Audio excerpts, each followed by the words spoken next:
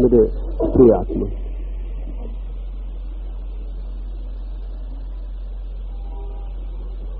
नए वर्ष के नए दिन पर पहली बात तो ये कहना चाहूंगा कि दिन तो रोज ही नया होता है, लेकिन रोज नए दिन को न देख पाने के कारण हम वर्ष में कभी कभी नए दिन को देखने की कोशिश करते हैं। अपने को धोखा देने की तरकीबों में से एक तरकीब ये थी, दिन तो कभी भी पुराना नहीं लौटता है, रोज ही नया होता है, हर पल और हर क्षण नया होता है। लेकिन हमने अपनी पूरी जिंदगी को पुराना कर डाला है, उसमें नए की तलाश मन में बनी रहती है। तो वर्ष में एक आध दिन नया दिन मान के अपनी उस तलाश को पूरा कर लेते हैं। लेकिन सोचने जैसा है, जिसका पूरा वर्ष पुराना होता हो उसका एक दिन नया कैसे हो सकता है?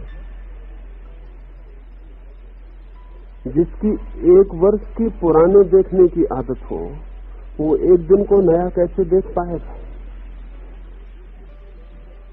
मैं कल तक जो रोज हर दिन को, हर सुबह को पुराना देखा हूं, आज की सुबह को नया कैसे देख सकूंगा?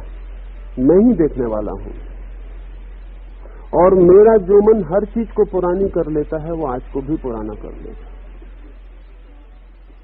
तब फिर नए का धोखा पैदा करने की नए कपड़े हैं, उत्सव है, मिठाइयां हैं, गीत है, फिर नए का हम धोखा पैदा करना चाहते हैं। लेकिन न नए कपड़ों से कुछ नया हो सकता है, न नए गीतों से कुछ हो सकता है। नया मन चाहिए,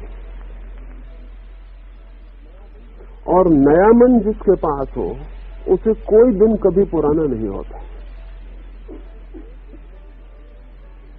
और जिसके पास ताजा मन हो, फ्रेश माइंड हो, वो हर चीज को ताजी और नई कर लेता है।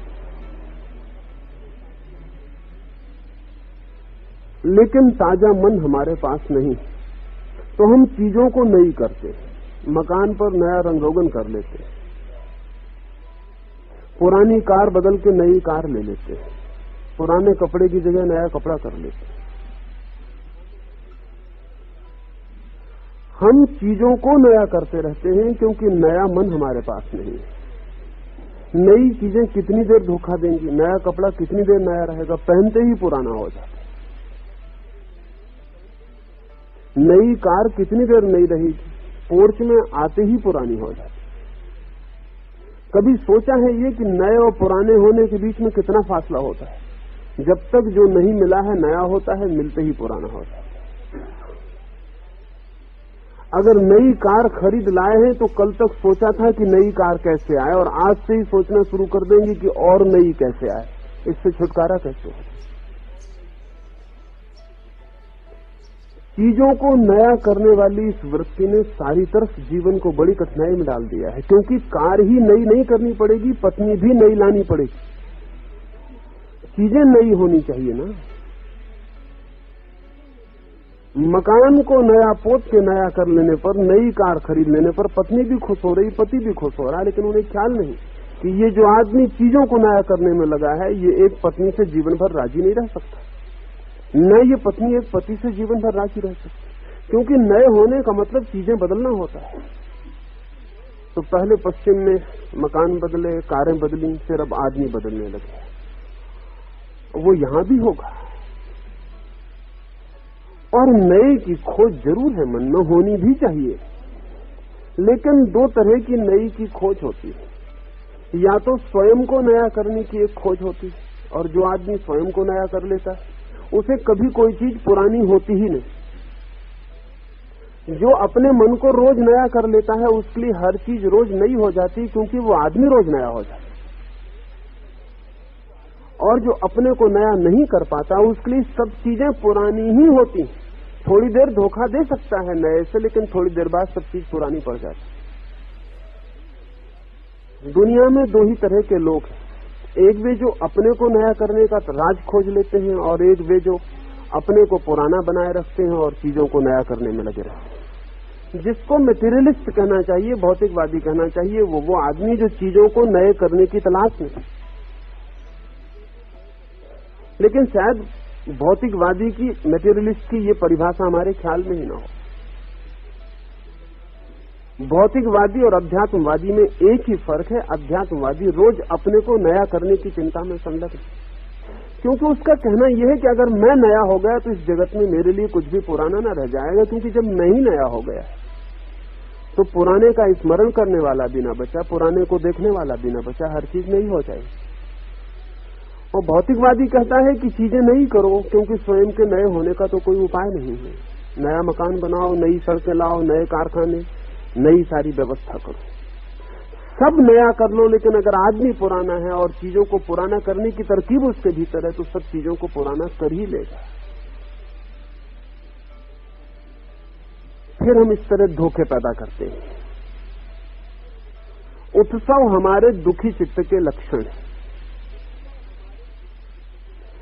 चित्त दुखी है वर्ष भर, एक आध दिन हम उत्सव मना के खुश हो लेते हैं।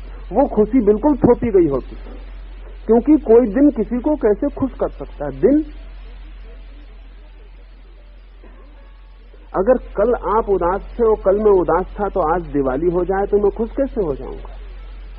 हाँ, खुशी का भ्रम पैदा करूंगा। दिए और पटाखे और फुलझड़ियां और रोशनी धोखा पैदा करेंगी कि आदमी खुशी हो गया। लेकिन ध्यान रहे, जब तक दुनिया में दुखी आदमी है तभी तक दिवाली है। जिस दिन दुनिया में खुश लोग होंगे उस दिन दिवाली जैसी चीज नहीं बचेगी, क्योंकि रोज ही दिवाली जैसा जीवन होगा। जब तक दुनिया में दुखी लोग हैं तब तक मनोरंजन के साधन हैं। जिस दिन आदमी आनंदित होगा उस दिन मनोरंजन के साधन एकदम विलीन हो जाएंगे। कभी ये सोचा न होगा कि अपने को मनोरंजित करने वही आदमी जाता है जो दुखी है। इसलिए दुनिया जितनी दुखी होती जाती है उतने मनोरंजन के साधन हमें खोजने पड़ रहे हैं।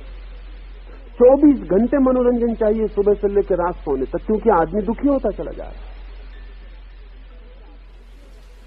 आमतौर से हम समझते हैं कि जो आदमी मनोरंजन की तलाश करता है बड़ा प्रफुल्ल आदमी है। ऐसी भूल में मत पड़ जाना, सिर्फ दुखी आदमी मनोरंजन की खोज करता है।